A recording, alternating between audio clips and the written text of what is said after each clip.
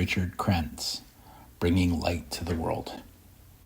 This pole is by the Coast Salish artist Richard Krentz, who comes from the Shíshálh nation on what we now call the Sunshine Coast. His mother was an artist, and his father was a canoe carver, and he has been carving since the age of 5. This pole, called Bringing Light to the World, was commissioned by Judy Hill, the owner of Judy Hill Gallery, which specializes in Pacific Northwest Coast Indigenous art. The raven in our culture is seen as someone that brought light to the world. The whale means those who travel together. The bear is seen as the supplier of our physical needs. It is always at the bottom of the poles. It holds everything up. It is like our body is the strength, and it comes from the bear. And all these legends are particular to a family. What did my people interpret the bear as? What did they interpret the whale as? What did they interpret the raven as?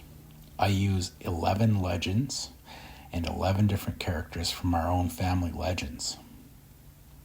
In the culture of the Northwest Coast, the master carver played a far more expansive social role than a skilled craftsman in the Western tradition.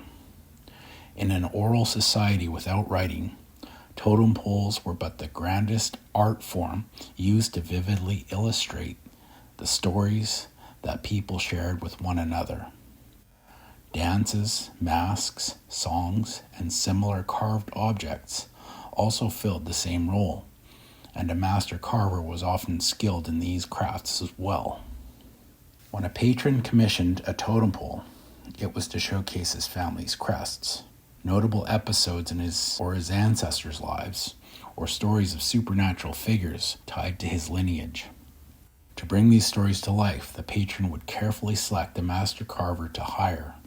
Before ever setting adze to cedar, the carver would spend weeks with the patron, living with their family, listening to their stories and history, and working to understand all the complex and minute nuances of the patron's experience and desire.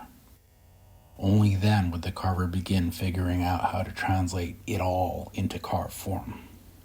A young carver's apprenticeship under a master carver often lasted over a decade. A huge part of it was learning to interpret the culture and mythology of his people, the histories, crests, and ownership rights of the different tribes and families, and the complex rules and forms guiding the art. Finally, it was common practice for the patron to hire a master carver from outside their own tribe, meaning that carvers became extremely well-traveled. It is easy to see why master carvers were necessarily incredibly gifted individuals, and it is no surprise that they held enormous standing and prestige. They needed to be profoundly fluent in the culture of the coast, intimately familiar with the traditions of its various peoples, and keenly aware of the political dynamics at play across the region. In some sense, a master carver was called upon to fulfill the roles of storyteller, historian, journalist, and diplomat.